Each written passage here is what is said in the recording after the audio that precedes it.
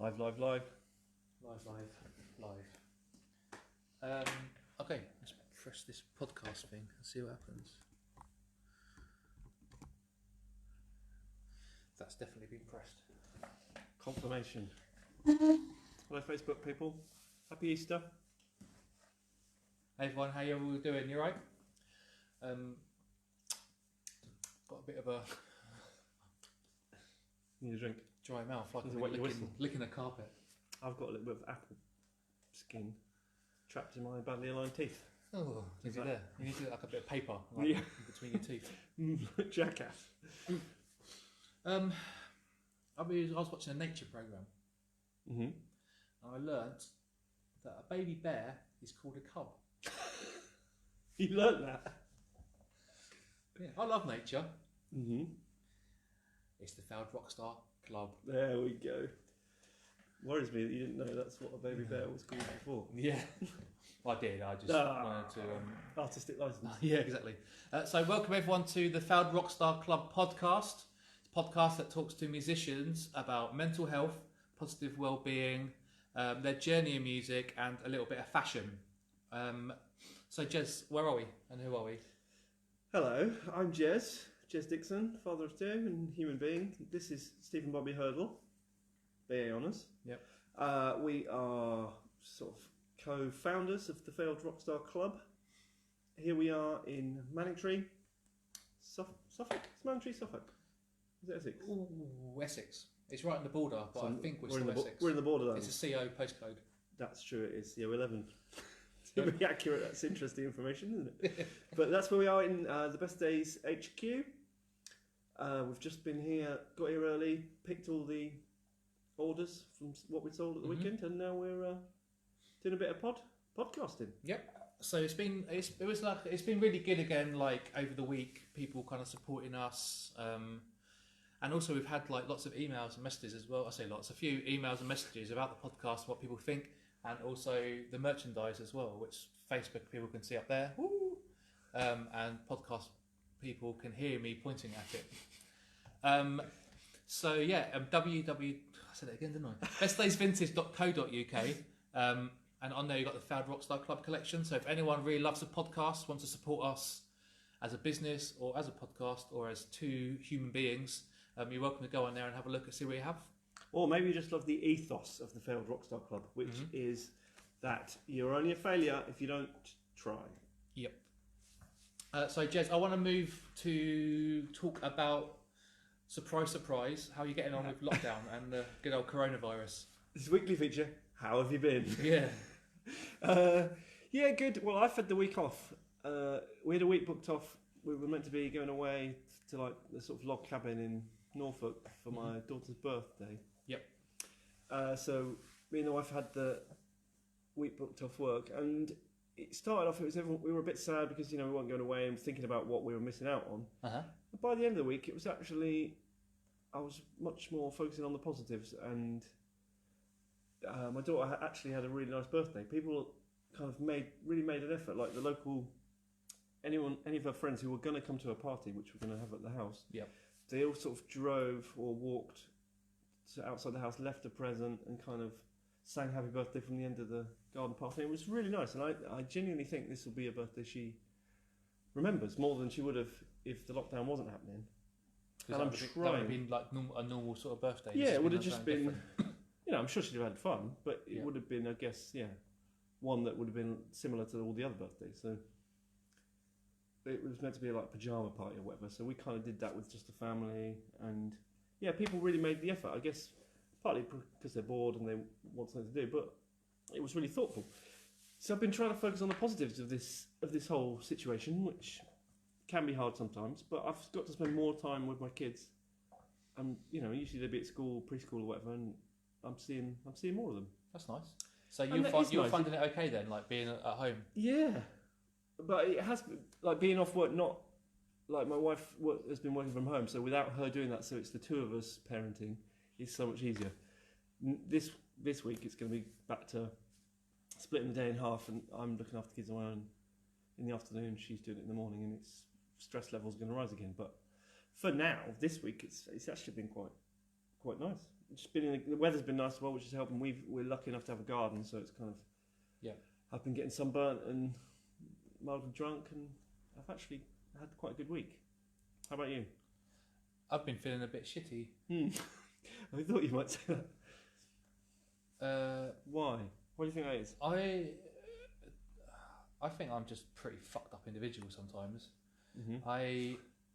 There I am. Sorry, everyone watching on Facebook. I'm actually trying to get this up on Facebook as we talk, and I forgot to do it earlier, so that I can look at the comments while we talk. The myriad comments. Yeah. That's why I'm randomly a bit distracted. Problem is, I don't know how to... Oh, there you go. Pete Cole. Hello, gents. Woo! Okay, so, yeah, I've got that up as well. Which I'll be flicking to as and when. Yeah, I've been feeling... fuck me, now what? Yeah, just mute it. Yeah. There's a delay. Yeah. You're going to get confused. It's you from the past. It was me from the past. Steve's invented the time machine. I can't be bothered, Jez. It's fine. Right, so if you do leave a comment, we will get back to you, but maybe not straight away. Yeah, I can't be bothered. It's too amazing. So... Yes. Why are you feeling down? You're not sleeping. I know that much. I know I'm not sleeping. I think that I am getting really stressed about it in as much as I'm getting really worried about catching it. Right. And because what my song of the week is going to be in a minute. But yeah, really stressing about catching it. It's getting me down that I feel like that. I've spent my whole life going, all I want to do is be at home when I'm out. And then when I'm at home, now I'm thinking all I want to do is be out. And I don't seem like I can ever be happy. Well, you've stumbled upon the human condition there. Yeah. Steve. We're never satisfied. I don't know if it's me or if it's just human. Oh no, general, that's human beings. I can't understand why I feel like that. That is the essence of being human. You always want what you can't have, and when you get it, you want something else. Yeah, but people saying they're living a simpler life and all this sort of stuff. Yeah, I feel a bit cooped up. Yeah, when I'm out, all I want to do is be at home. What does that mean? Well, Doctor? I'm Doctor. the psychiatrist. Doctor, help me. Yeah, I don't know how to fix that because I think that's most people's, but I don't think that's just me personally. Yeah, you're nothing special. Can't even be fucking special. Not even special. Can't even have that one. To various degrees, that's what everyone has. That's what makes people unhappy. Is they get something they want, and then when they get it, they don't want it anymore. No. And I like being in my garden and that sort of stuff. But I think it's actually weirdly enough, I don't even like them, but I miss my friends. Like that kind of like, we've been doing those like little those those like house parties, stupid Zoom things and stuff. Zooms, and they're massively frustrating because you can't really talk to anyone. Yeah, I find them.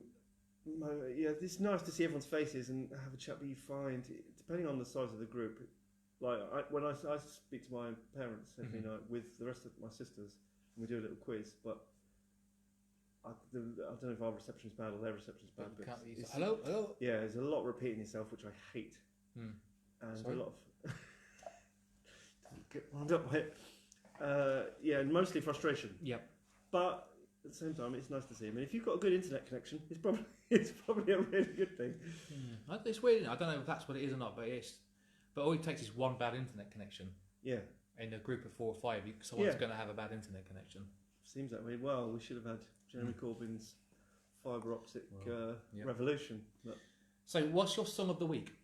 Well, I kind of ruined it really with how was my week been, but I was going to choose Birthday by the Sugar Cubes, York Soul Band, just because that's kind of been this week was about. We made a kind of big deal of it, and it actually turned into a really big positive, and I was expecting her to be. She's actually been really understanding when we broke it to her that she just turned 7.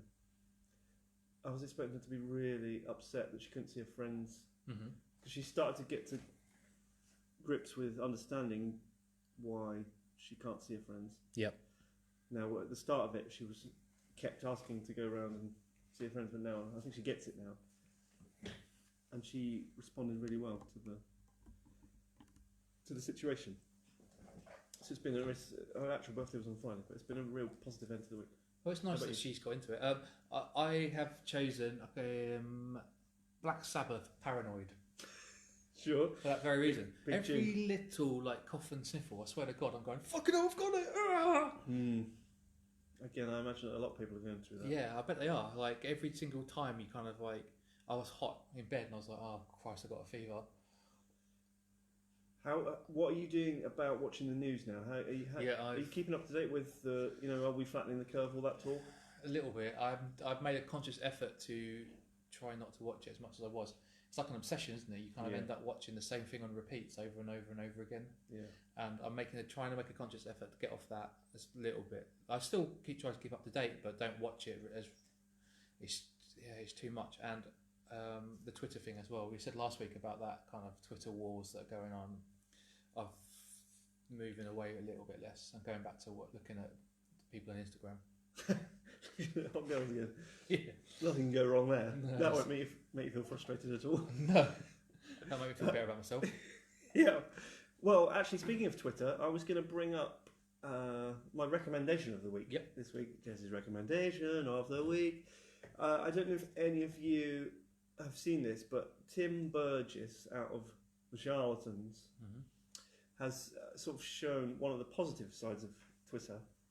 In this, I think he's been doing it before lockdown, but since lockdown started, he's been doing it every night. He does these like listening parties. Yeah. If you search, I think the hashtag is Tim's Twitter party or something, Yep. or Tim's listening party, something like that. And so he encourages music fans to kind of put on an album at the exact same time, whether you've got it on vinyl, physical release, or just put it on Spotify. That's what I've been doing. And you all listen to this same album, and then on Twitter you just follow the hashtag, and it's that sense of community. Everyone's listening to the same thing, and you chat about your favourite songs and what they mean to you, blah blah blah. And like, there's always a member or a couple of members of the band or the producer get involved and give you little insights into the making of the record and what the songs meant, and little stories, and they often share little unseen photos and stuff. And it's a really good vibe. But it does show you this sometimes. Did you look at it after the event and just look at all the comments? Yeah, I've done that with sometimes if the kids won't go to sleep, I'll miss the start, so I can't listen to it at the same time. So I will just go back and look at the comments. But you get more out of it if you are listening to it at the same time. But yeah, you can just go back and I did that with What's the Story Morning Glory. I went and just looked back through the comments, whereas Part Life I was listening to it. Did you skip any of them? What comments? What's the story? Any tracks? songs? Yeah. Well, no, that one I didn't actually listen through. Yeah, that is average. It's bang average. Well, I listened to it through the next day actually, when I was in the shower. Okay. And yeah, I did think some of it I was like, do you know what that is? That's really stood the test of time. And some might say, Cast No Shadow. Yeah. Champagne Supernova. I literally hadn't heard Wonderwall. It had been a long time since I'd actually listened to Wonderwall because it's so kind of ubiquitous and you hear it all the time. You know, those like Mr. Brightside, those kind of busker karaoke songs that you've heard so much that they lost all meaning. Yeah. When you hear it in the context of the album, and you remember like what it kind of that first time do you remember the first time you heard it? That I can remember was probably when I saw them at Earl's Court. I must have heard it before that. Oh, what, before the album? I think it was at number 2 in the charts when I saw them at Earl's Court. Oasis, but I can't remember. Obviously, I must have heard it before that. Well, that's one of the songs I remember the first time thinking that is like that is going to go mental. That is a hit. It's not very often You think that? I think that. I remember Amy Winehouse's Rehab. I heard that first time and I was like, that's a hit. I should have been in A&R. Should have done, yeah. Two slices. Probably showing you couldn't do that with our band. Yeah, true. Well, I didn't have the material to work with, sadly. But yeah, Tim's Twitter listening party. Just find Tim Burgess on Maybe you could Twitter. do one. Jez's masturbatory party. You can send the link of like what you're going to watch tonight. Well, I don't think. Live tweet it. I don't think anyone wants. Did you see my Instagram yesterday? I put a picture of. It's normally kids. Oh yeah, so people are. Well, you're not allowed to look at that kind of stuff, are you? Yeah, no, I do mostly. I'm guilty of showing too many pictures of my kids. But I shared a picture of us in the garden. It was a slow-mo video of Darcy jumping through a sprinkler. Yeah. But then I suddenly felt guilty that people who don't have a garden might have seen it, and then I thought, well, that's a bit harsh. So I shared a picture of me, You masturbated. my arse out, going ooh like that, turning around, going for the ladies, one for the boys. Well, just as like an apology. You're a Jez Dixon fan club. I don't know why I did it. Yeah. Boredom, mostly. I'm just looking for desperate for interaction. Mate, Message me, please. talking to message me. Yeah. Last few weeks we've been talking about all our different things we've been on and what we've been doing, and I had an email. Oh, okay. From who? All the way from Australia, Luke Bevans. Oh, Lukey Bevans.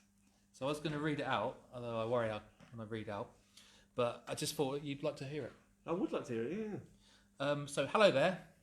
Firstly, it's been fucking ages, but I wanted to say hi. I love the podcast, and all the old memories have been great, but also Jez's deep catalogue of Alan Partridge jokes makes me feel like I'm not the only person on earth who cracks the same old dad jokes.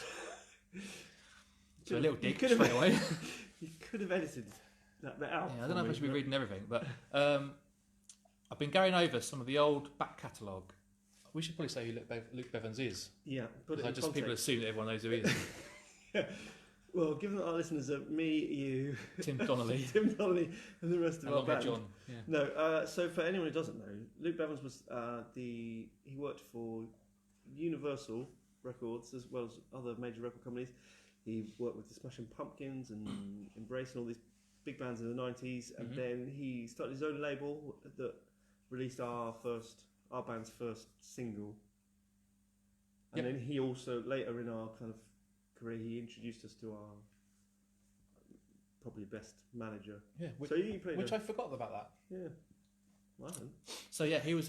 Well, I felt like we didn't really mention him enough so far, really. And it's actually nice that he's actually kind of listened to it and actually kind of he's proper connected. And he's purchased a few bits of FRC merch as well, which is you really... can do at bestdaysvintage.co.uk. Sure. Yeah. So basically, I've been going over some of the old back catalogue. I also have some old photos somewhere that I'll dig out. My favourites were always the time that we personalised the Take 23 releases in mine and Sarah's flat. Fun times. Some regrets. I really wish I'd done even more to keep FOK on Headwrecker after the release of Take 23. I thought Hands was going to be massive and I still love that song, but when I hear it I also feel a lot of regret. I had a bit of a ding-dong with Abby over you leaving, and I wish I could have done more at the time to keep you at that point. With New Adventures, I remember the first time so vividly as I'd not met Helen before. And then the first big gig at the Luminaire with half the industry there, and I was in charge of the guest list. The whole thing seemed out of control and I felt tremendously guilty, don't worry, that's my shit, recalling how many of the managers I tried to set you up with before, Jay. And I felt guilty at the time when I left Australia and Helen, but leaving you guys all the same. I think it's great you're going over the past like this. There's loads more to cover. It's a bit like Peter Crouch's podcast for ex-musos, but not as good. I did a bit. You had a joke. Of course I did. Yeah. You might remember I have a mate called Julian. He wrote a book that tallies nicely with the failed Rockstar Club called Vandalism. He'd be a fantastic guest to get on. He would be. Yeah. That's Vandalism by Julian. What's his last name? Ridge. Yeah, that's it, something like that, isn't it? Julian. Ridgway. I want to say Ridgway. Yeah, you're right. Yeah. There you go. There. So Luke Bevans. Thanks, Luke. It's nice though that he had like certain things from that I don't remember. I didn't remember. Like I couldn't remember him that he was the one that introduced us to Jay. I remember that. Yeah, and I also remember that gig at the Luminaire where. I think, was that our first gig? Or what is one of the very early New Adventures gigs, and we completely fucked it up because we were really nervous. And the atmosphere was the whole audience was made up of music industry, so there was no one clapped from what I remember, which is always a bit demoralising. I replied to Luke and I said that, and that we went into our shell quite a lot. Oh, we did, yeah. I take responsibility for that. I remember my keyboard stand was breaking, and I had to rest it on my lap for the first song, and I was all like playing it like that, trying to hold on onto the keyboard. Yeah, I don't know if that's one of my like flashback moments. I have panic get moments. cold sweats. Yeah, and that was first song, and then I don't think we never recovered from that. No, it's like a tide of fear and panic almost goes through the band, doesn't it? Like a wash of like fear. But that's one of those like sliding doors moments. I look back to there was a gig at the famous Power Cut gig. I say famous in our circle, famous between me and Steve. We played a gig at Notting Hill Arts Club, and it was the week our second single was out, and it was packed. They were queuing up the road. We were like single of the week on some radio. Lauren Laverne just played us. And our song was called "I Don't Know What to Do with My Hands," and she said, "What's wrong?" She goes, "Just pop them in your pockets, love." She's not Scottish or Irish, whatever I did then. She's from Sunderland, but yeah, and it was all like, "This is happening, boys." And then during our set, every song we played, everything cut out. Well, everything that was plugged into the mains cut out. The first chorus, wasn't when we hit the first chorus, which was often our highlight. Yeah. Every song, and so we just gave up, and it was like, fucking hell, we can't catch a break. Then the equivalent with New Adventures was that gig at the Lumiere where we just bricked it. I don't know if we were told, the whole audience's industry turned up. Somebody shouldn't have told us that. We probably should have managed the whole situation a hell of a lot better, because we weren't ready. No. We weren't prepared for it, and we should have not done it. From what I remember, we were on early. From what I remember, I don't think we got pissed enough. I think we just. I didn't get pissed enough. Anyway, happy days. See you around here. Another happy story from the Rockstar Club. So this episode, but you've got to learn from our mistakes. This is the whole point. This is advice, isn't it? If you're in a young band going through this, don't shit your pants when the industry turn up. Just be yourself. Yeah. Relax. Don't worry about it. Yeah, it's going to be fine. It's only your whole career. Yeah. You could end up owning a vintage shop that doesn't sell any clothes. It'd be brilliant. We do. That's only a half joke. This episode. Yes. That wasn't even the episode. No, that was not even started yet. That was the starter. It's a mere hors d'oeuvre. This episode I've called the My Song episode. It's kind of going to be like a Desert Island Disc thing, isn't it? Yes. Except imagine Desert Island Disc, but with Muggles as the guests and Muggles as the presenter. I don't know what that is. That's a Harry Potter reference. Muggles are like non-magic people. Okay, I've literally never seen that. Harry Potter. Well, it's become, I don't know if that's just in my house, but you know, like you'd say the Muggle version of Big Brother instead of the celebrity version. No, you never. Okay, well that's what we call it in my house. Ordinary people. Okay. Who can't do magic. That's what it is in Harry Potter. Okay, well that's definitely us. Dead ordinary, Alan. There you go. Little one for Bevins there. Yeah. So I don't know how to do it. I think I'll do you first. Oh, we're gonna go. Yeah. Aren't we gonna do like both of them? I don't know. Would you rather? I think that makes more sense rather than So too much of one person. I've basically made a list of like songs that remind us of certain times and what those songs are. So Jez, number one, I'd like you to tell me a song that you have from a happy time. So this was quite an easy one. I mean, almost all music makes me happy, but there's this very specific moment I remember. All the best music reminds you of a time in your life. I think a specific time in your life. And I remember, not to go on about that, but when my first child was born, when Darcy was born, it was like maybe 2-3 days after she'd been born. I'd made this playlist for like giving birth, and we didn't get to use it because it all happened so quickly.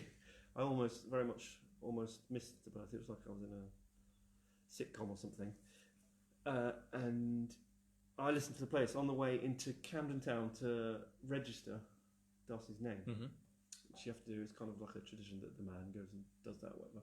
I listened to this playlist, and Under the Westway by Blur came on this podcast. I think it was from maybe the year before. It was when Blur had reformed. Yeah. And they'd... Well, because 9 months before, wasn't it? Well, yeah, yeah. She was actually conceived at one of those Olympic parties. Not physically at there on the day. But anyway, I remember walking in with my headphones on, and that song came on, and it also represents like Blur getting back together and like releasing new music for the first time. The summer, one of the greatest summers this country ever had. It was a really great time, and I just bawled with happiness. It was just one of those really amazing moments where just in the street. Oh, in the street. Walking to the tube. People were avoiding you. Probably. Yeah. Well, no, this was in the days where you could walk right next to people. Not because of some geezer crying down the street. Yeah, well, I can cry subtly. Okay. Under my sunglasses, probably. Yeah. But yeah, it was just a really. whenever I hear that song now, and I think it's just a great song anyway. Yep. It was, very much like they've still got it. Yeah. It's just a very, very happy moment. What about you? I opted for Yeah Yeah Yeah's Maps, but the Jez Dixon version. Oh, well, that's me, by the way. Yeah. So when I got married, one of the songs we did for my first dance actually was that. Well, it was definitively that. Yeah. The guys, when we got married, we did like a little gig there as well, and as part of it, the first dance was that, wasn't it? It was, yeah. And I've still got it recorded on my phone because we practiced in here, and I recorded it. So every now and then I like to listen to it. Oh, you could put that on the podcast. You'd have that for the podcast. Yeah. Yeah, it was like a really nice version. You and Helen. Well, again, that's just a beautiful song. Yeah, and like that kind of that version of it as well, and like you gave me that thing for Christmas with like the lyrics. Oh yeah. Oh yeah. Yeah. So that kind of even in here when we were practicing in here, that kind of like it was kind of coming up, and it was like really exciting, and I felt kind of like really emotional listening to it. And so yeah, every time I hear that, I still have those emotional versions. That was really good fun actually practicing for that. Mm. Well, it was kind of no pressure. And we picked some songs that obviously meant a lot to you, and they were all really just good songs. Good songs obviously. Anyway, but they were songs that were important as well. And I think everyone knew that, didn't they? As well? Yeah, it felt like you could really just even though we played them quite a lot, practicing them, they still had that emotional resonance, which was lovely. Yeah, it was good when we did that in here, wasn't it? Yeah, it was really good. We should do that more often. Probably good. Yeah, Raph wasn't there, so it's probably better. Okay, so the next one is the other side of the coin. I'd like a song from a sad time. Okay, well, here's a massive twist. Yeah. It's a Radiohead song. So, do you know the song Harry Patch, In Memory Of?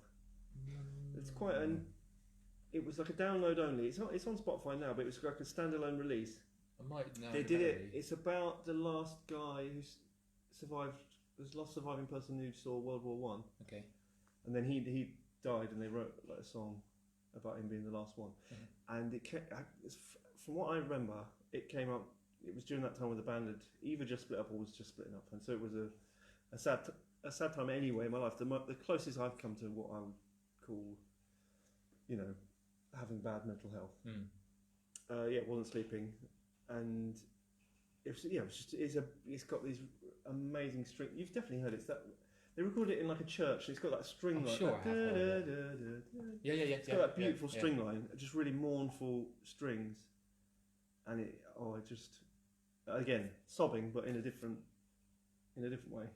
Yeah. Like, and again, when I hear that song, just because what it means, like he was like 100 or something. He was the last surviving person from World War One. It's just a beautiful song, beautiful kind of subject matter.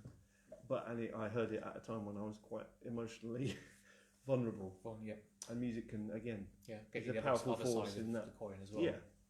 How about you? I have chosen New Adventures Never Get Cool. Ooh. Because when my uncle passed away, they played it at his funeral. Oh God! Then what happened? You can tell the full. Yeah, and the CD skipped during the frigging funeral, didn't it? And I didn't know they were going to play it, and everyone kept looking around, and my aunt was like, I get, she was like really stressed about it, and it was a stressful time anyway. And all I could think was like, fucking hell, we can't even get this right. I get second-hand cringe from that story. It's like something out of a fucking Ricky Gervais thing or something, where it's like, it was. Was it like a CDR? So it was like a copy of the CD. It must have been a CDR. Oh, I get. It started off, and everyone was like, "Oh." I feel a little bit sick. You telling me that story actually. Again, I'd forgotten about that. Yeah, but the song itself now is like it reminds me of my uncle's funeral and how tough it was. And there's also the other one they did was like Chasing Cars. Played that as well, and that still gets my aunt and my mum. I know, like. Well, I bet. I guess there's some funerals. Like I've been to some funerals recently where it did really feel much more like a celebration than a kind of a mourning, and I really got a lot out of it. It did kind of, and the music that was used. Really, normally, it's someone that's a bit older, right? As well, like who's lived their life. Yeah. Someone that's like passed too soon. It's like. Yeah. Well, it's obviously sad, and then at the start when when the coffin or whatever comes in, that's the bit where you are really sad, and then people say a few things, and you hear music, and suddenly it feels a bit more joyful, and you kind of celebrate their life rather than mourn their death. Mm-hmm. But that's how I. So we've gone pretty dark again, but that's how I want my funeral to be. Like have a little bit at the beginning where you're a bit sad. Yeah, I genuinely. There's a Sigur Rós track that I want. There's this big epic sweeping Sigur Rós track. And I want like little, put up projections of my face so you get some good tears. I want some good crying. Okay. But then cut into like YMCA or the Birdie song or something that just really cuts the tension and everyone's laughing. Yeah. Okay. This has gone on record with this a few times, so it better happen. Yeah. I hope Rox knows what the name of the song is, because I never remember what the song is. Yeah. Well, there's two that I'm happy with either. I don't know. You don't need to hear it. I've written it down somewhere in my will. Okay. Okay. Well, let's move on. Move on. Yeah. To the next one is a song from childhood. Something that reminds you of your youth, your childhood, particularly your childhood. Right? Yeah, well, in my household growing up, pop music was almost banned. My dad is a classical music Nazi, and he's not a Nazi.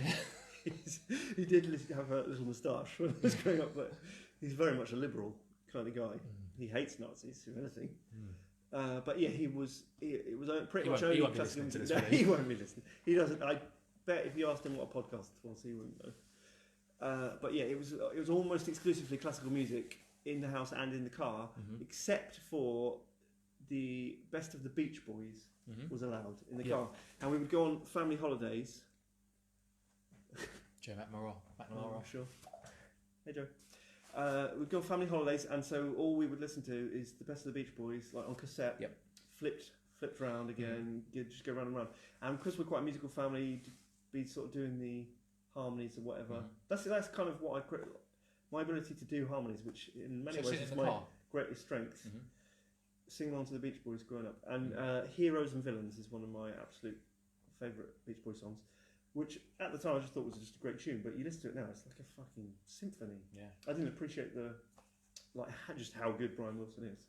Now I listen to him, I'm like, how did you come up with that? No, it's impressive work, isn't it? It really is. Yeah.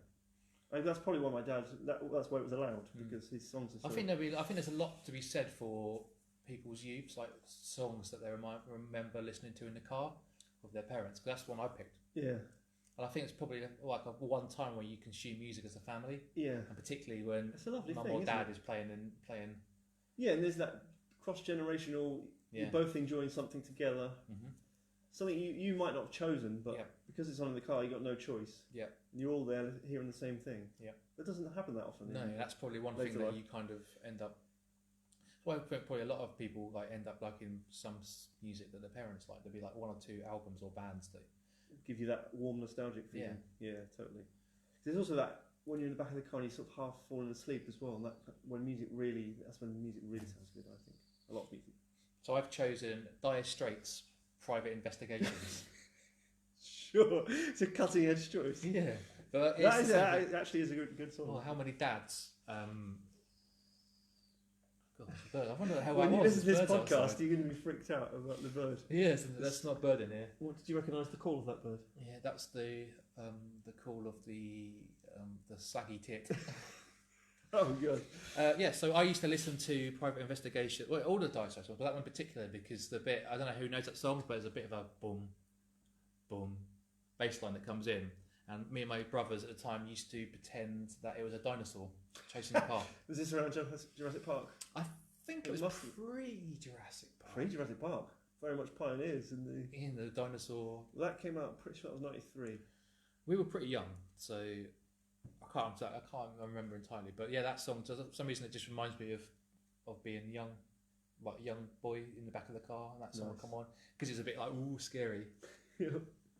But I heard Brothers in Arms. I hadn't heard Brothers in Arms, the song. Yep. In a long time. That's so good. So good. He's bloody brilliant, in my opinion. Not for long. Yeah. Decent liquor.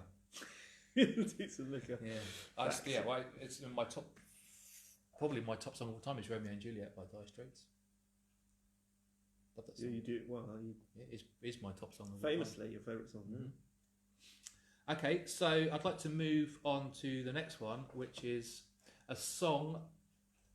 I wouldn't begin on tour, but a song that reminds you of being on tour, not begin on tour. On the Being on road tour. again. I just can't wait. Who sings that? To get back on the road again. Is that John Denver? Anyway, that's not the song. No, good. No memory. Of Well, early touring days, in the Fans of Kate era, Jamie was very much. He was our guitarist who we let go.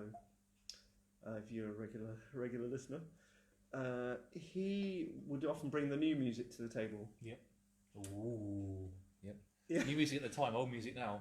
Well, yeah, of course. Old money now. But so there's a few albums that I remember listening for the first time when we're on tour. Hot Fuss, for example. I distinctly remember listening to that. Oh yeah. But I've gone with Geezers Need Excitement. Ooh, Streets. I thought you were going to pick the same song as me. Ooh. No, you didn't. Because I remember when he put on original Pirate Material, that Yeah. first Streets album, and it was like nothing I'd ever heard before. And I remember for ages we would. Well, I remember Because he figured out how to play record stuff on the internet, didn't he? Yeah, he was very much a pioneer of piracy. Yeah. So, please, if you're looking for someone, if you've got time on your hands. No, I don't mean that. Yeah, he had his finger on the pulse much more than we did with new music. Mm-hmm. And I just remember I'd read about the Streets, I think, but I hadn't heard them. And then maybe pretty soon after it came out, we heard it. And I would often do impressions of just talking about, because all it seemed to be was just talking about your day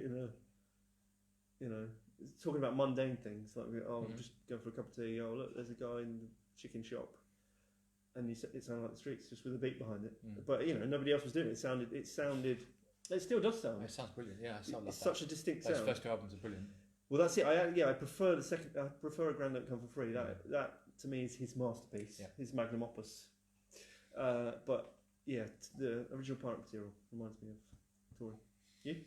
I had a choice of two. It was either going to be Chaz and Dave, that live album, probably Gertrude. Yeah.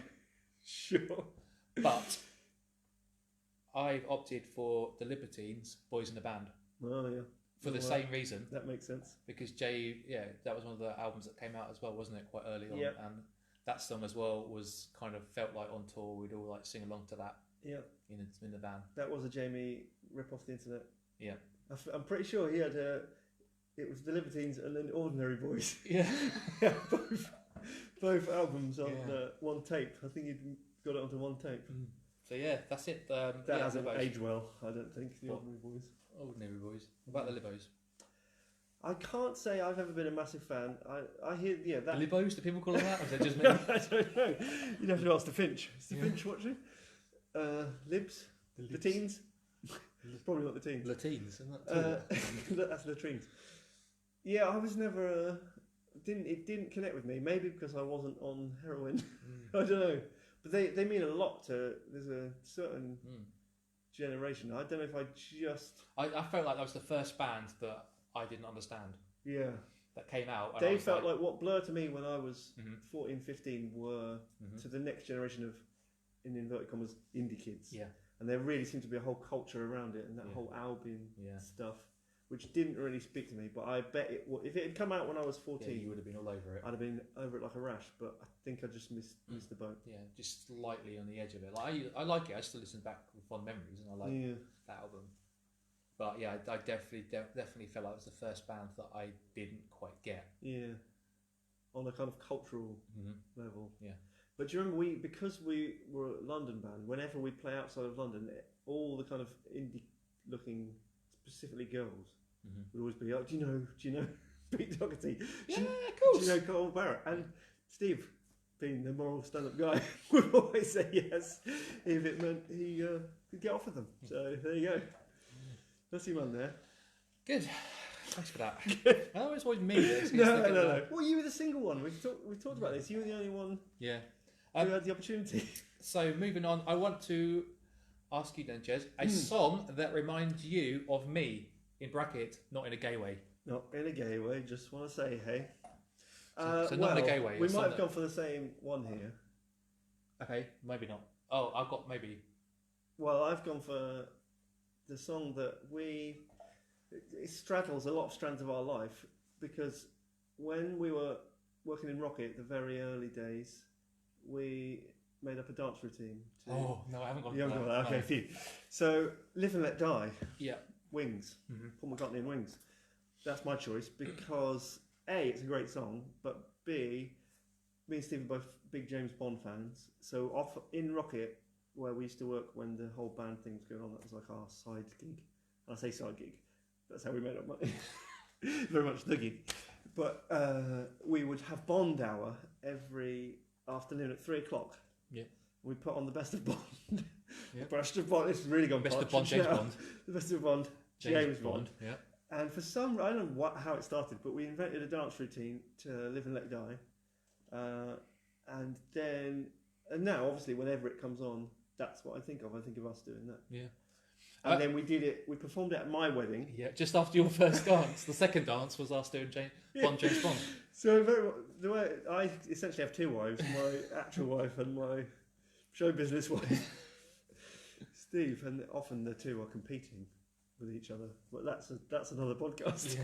That's more to talk about to my psychiatrist. Yeah. I'd say. But my second dance at my wedding, and then we did it at your wedding too, didn't we? Or did we? We didn't know it at my wedding. We were planning to. We put it. I put it on the playlist, but it never came up. Oh, I got drunk and I forgot. Yeah. So it was on shuffle on Steve's player, so it was on there, but it didn't come on. We actually spoke about maybe doing a dance routine on the little TV, isolation station TV at some point. Yeah. But we're in talks about that. But yeah, that song will always remind me of you.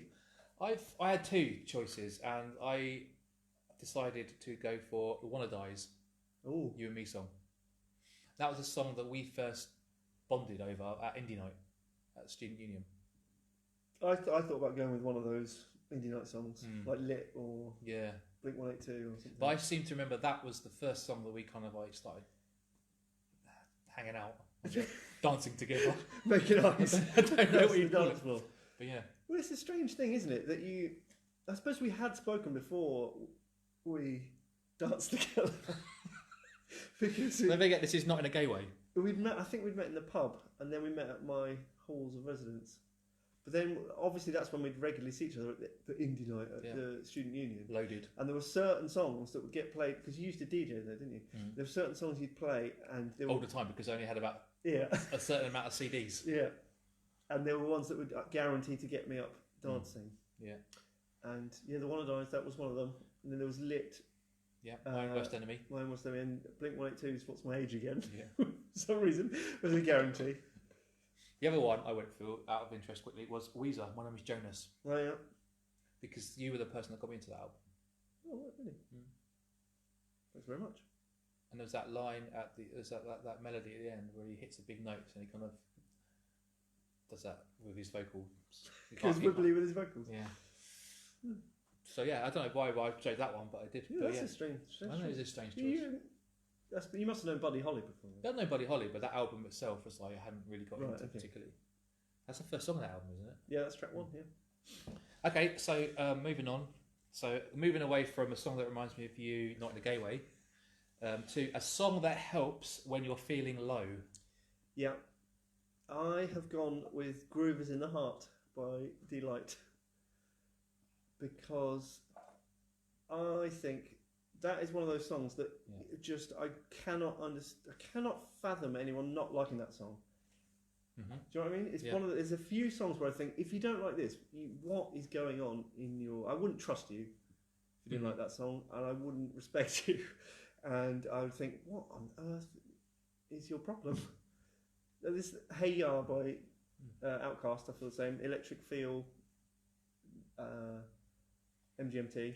That's another one. They're just certain songs. There's something about the groove of them, but that song always makes me smile, and it is a guarantee if you play it at a wedding or a club night. I will dance. I'll be up there at the very least. It's an absolute bop. I have chosen. Well, originally I wrote none. Because when I'm feeling miserable, there's not much you can do. Yeah. But I don't want to say that now because I feel like I look like a right miserable twat. So I have written also repair your reputation. Bee Gees. Oh, the Bee Gees. Bee Gees. Okay. Yeah. Staying Alive. You could put an obscure choice there. Of all the Bee Gees back catalogue, you go for Saturday Night Fever. Those ones, you know, those kind of like from that kind of disco thing. There's that kind of groove going on. But it's more songs that when I'm feeling really happy, like you kind of like, yeah, decent. Yeah. If it gets you in the right mood, that's another dance floor filler, isn't it? Yeah. I always wonder with the Bee Gees. The Bee Gees. When he didn't used to sing in that voice, that falsetto. Yeah. And just when he first said to his brothers, guys, I've got this brilliant plan. This is how we're gonna really prolong our career. I'm gonna sing like that. But whether they went, no, you're not. Yeah. Did they go? Did they have the vision, or did they just automatically shuttle over the idea when someone comes up with a new idea? Yeah. And because they're brothers, they probably have that weird ego. And he was the main songwriter, wasn't he? So I imagine there was a degree of that to toe the line. Yeah. But if I'd have been, imagine if I'd come to practice and said, you know, I think we're good, guys, but we could be better. We're not niche enough. We need to have a distinct USP. So I'm going to. We never wear trousers. It should have been that. Yeah. It should have been dancing. Yeah. Like when he first unleashed. That big long note from. Well, it's like Michael Jackson. Well, like yeah, exactly. I often think that. I picture the guy at the desk going, Michael, did you just go? Come on. What do you mean? What does Shamon mean? I've always wanted to. I don't know. Speak to a Michael Jackson enthusiast, because it must. The first time he did it, people must have been going, "What Maybe the he fuck?" invented a language. Well, that's it. Well, it's another thing. Like Shakespeare, invented all these phrases. Like when they got first used in plays, no one would have understood them. It's exactly like Michael Jackson said. Maybe it's a bit like Game of Thrones, and someone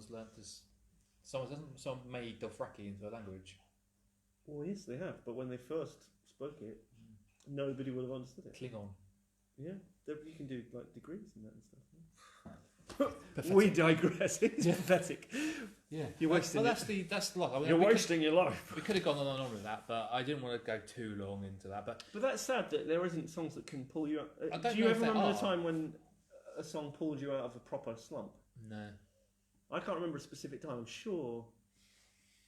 Do you ever do that? Do you ever take yourself out of the situation? Songs make me feel sadder rather than happy most of the time. I listen sometimes when I know I'm feeling pretty good, like if you're driving in the car and it's like Friday and the sun's out or whatever, you're like, yeah, make you feel even bang, better. Bang, bang. You're like, everything's like, that's why I pick the Bee Gees, because it's stuff like that when it's like kind of disco stuff. Or if you're at work on a Saturday and the sun's out and it's got a good vibe in there, you put some cool disco tunes on. Takes it up a notch. Yeah. It's like, there's feel good songs, but if I'm feeling low, I don't know if there's songs that will actually make me feel better. Freddie can't, would you believe it? Hey Fred, see you tomorrow. Anyway, so moving on, I want to go on to Band for Life. Oh yeah, so we've got a guest, not live in the studio, but we had a very nice girl called Anna, message us on Instagram, which we'd love for you to do too. Yeah. And said she'd been listening to the podcast while she'd been baking. Yep. Didn't she? And that's a lovely thing. And she sent us her bands for life. Yep. So Band for Life, just to explain, you pick one band that you could listen to just exclusively them for the rest of your life. You pick another band who you would erase from existence, like the Beatles in that film with that guy in it.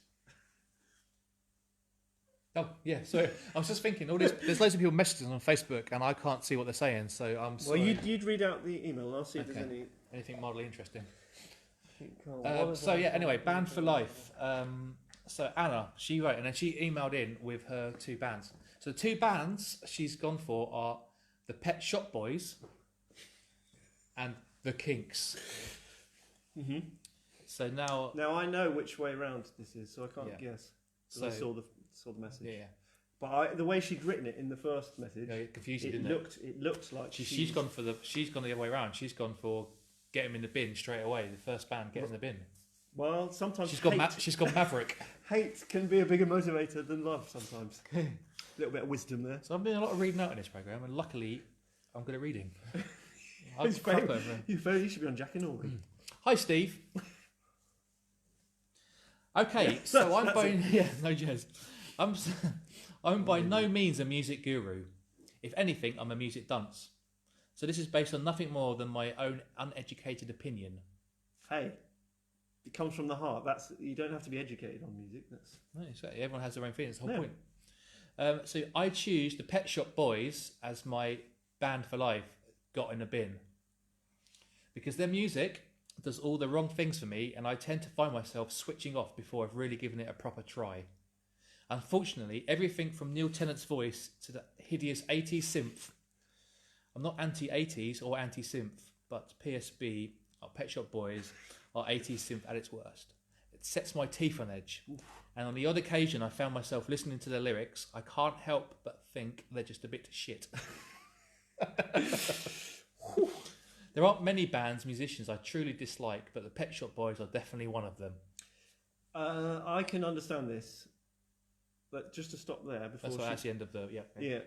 I get why people would be annoyed. They're the kind of band because they're very sort of. It's all about irony and being like arch. It's kind of not. It's kind of a clever band rather than like a cerebral band rather than from the heart.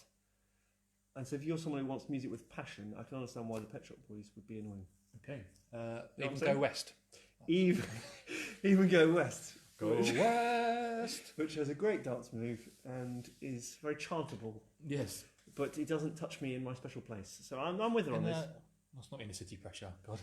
Well, that's a kind of pastiche. What's that?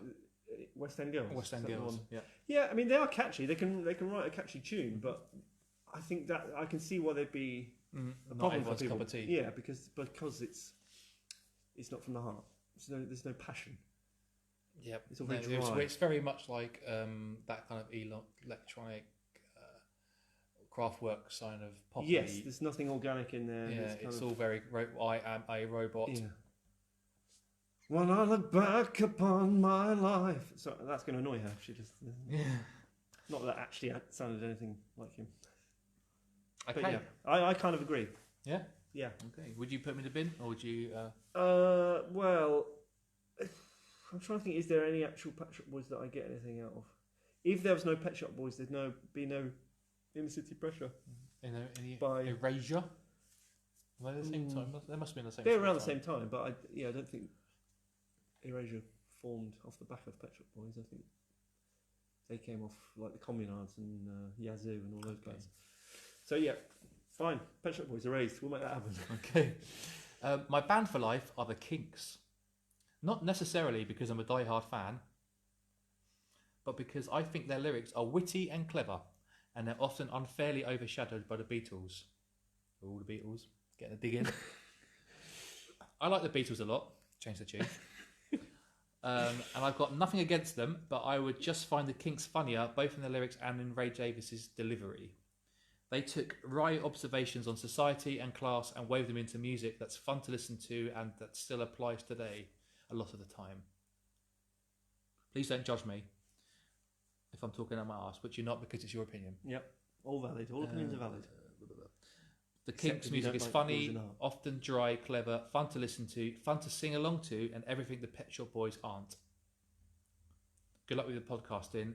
Steve, you're my favourite. That's all. Great opinions. Where's Sue Mason, the leader? So yeah, that's fair enough.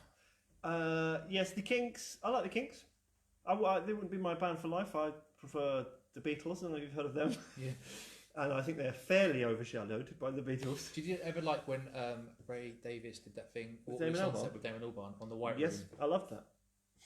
And obviously the Kinks were a massive influence on Blur, especially around that part life era, which was very important to me. Well, the way what she read out there about observations of society and class and wove them into music that's fun to listen to, that could be Blur. Yeah, that describes it. It could be Arctic Monkeys. And that's it. A lot of people... Were they trailblazers for those sort of bands? Definitely. You know, and Albon's on record of Ray Davies being like a massive hero of his. And he was criticised because he was writing in like third person, so singing songs about characters, yeah, which is very much what Ray Davies did, and he was criticised for it. I've read up on this. He was criticised for it at the time, and so was Albon. People want something a bit more personal. But obviously, when you come up with these characters, you kind Didn't they say, well, especially with Great Escape, that they were criticised because they were a little bit too kind of like poking fun at people. Yeah, well, I think the Great Escape, which was the follow-up to Part Life, they took that kind of maybe a bit too far because the characters were becoming a bit more caricature and kind of less well observed and more cartoon-like, I guess. That's what I felt. It all just felt a bit. Everything was like magnified. Yeah. No, I remember You know what I mean? reading about that, and then they were criticised quite heavily for that because obviously Part Life was such a huge album that it became a bit almost a pastiche of themselves, which is unfair, really. When I look back and they've got some absolute bangers on the album. Yeah, we're looking at a vinyl of it up. Yeah, up there. Best Days is on it. For God's sake. Yeah. For goodness' sake. Sorry. Shouldn't bring the Lord into it. This close to Easter. Just lost his dad. Well, it's his kind dad, of. his son. Yeah. That's kind of as much as I've got. For Yeah. today. Well, I think that's enough. That's a lot to go home with. Well, I think when you do your weekly blog, you'll write these all down. Yeah, I'll take that with me. Put links in there. And Yeah. you can go listen to our songs. Why should you? I'll make a playlist of the songs. Yeah, exactly. That makes sense. Maybe you'll make a playlist of the songs, and I'll just write them in a blog. I can do that. I don't know how to do that. It's a team effort. So we are coming to the end. So I want to say thanks everyone to listening. Obviously, because we still can't get any people in, we're kind of finding ways to talk about things and changing things up. So next week, we're going to do a fashion one, right? Yes, and we might look into the technology of having people phone guests. Yeah. I think. And if anyone wants to send us their band for life, or like Anna did, that would be great. So send in your band for life. Send in any questions that you have for us, things you'd like to hear us chat about, from related to music or mental health or fashion. Do write in. Give us a call, please. And look for the merch on bestdaysvintage.co.uk. You can subscribe on all those podcast places, and also the socials are Best Days Vintage. Instagram's the main one, I guess. Facebook, Twitter, TikTok occasionally, and Snapchat kind of occasionally. I do like 4 or 5 a day Snapchats. 5 a day. Yeah, different things. Just What do you do on there? photos of my knob. Well, okay, good. So there's always something to kind of do, and it's basically like the business, which is kind of why we do this. Really, it's to talk about. It's a nice way for us to talk about our therapy, I guess, and things that we've been feeling, but also we want to find a way to kind of like promote what we do as well as a vintage business. So sustainable vintage, feel good prints, and positive well-being are the 3 kind of key areas that we try to, as a business, try to kind of promote. Shops closed obviously, but eventually that opened, so we'll be back in there. But in the meantime, we're in the warehouse. So I hope you're all looking after each other, staying home as much as you can, but keeping sane. Yeah. And we'll see you on the other side. Thanks for listening. Speak to you soon. bye. Love you, bye. So And that's you the end too. of the podcast. See if there's any Let's do this now. any questions. Darcy Hughes. Still green. Sounding good, boys. Not looking good. Pathetic. I'm going to try and get this out. I saw Sean Barton had said something about the Bee Gees. Yeah. Acoustic set soon. We were meant to, actually, Pete. Yeah. We were gonna. Steve was gonna bring his guitar and I was gonna have the little keyboard and we were gonna do an old song, but we didn't. No. Sorry about that.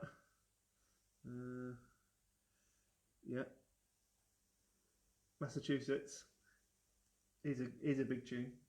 I like the way you spelt it there, Sean. Massive Chusets. Chaz and Oh, Dave. Chat and Dave. Spelt banter wrong there. But Mouth Trumpet Christmas album. Classic. Philip Green is still watching. Let's do a family quiz hosted by Father Creepy. Hello. Okay. Alright guys, so sorry about my hair, I haven't done anything with it today. I haven't put my makeup on. So I want to say goodbye to everyone. Yeah. We'll speak to you soon. Sorry, I'm on an apple now. Yeah, see you around.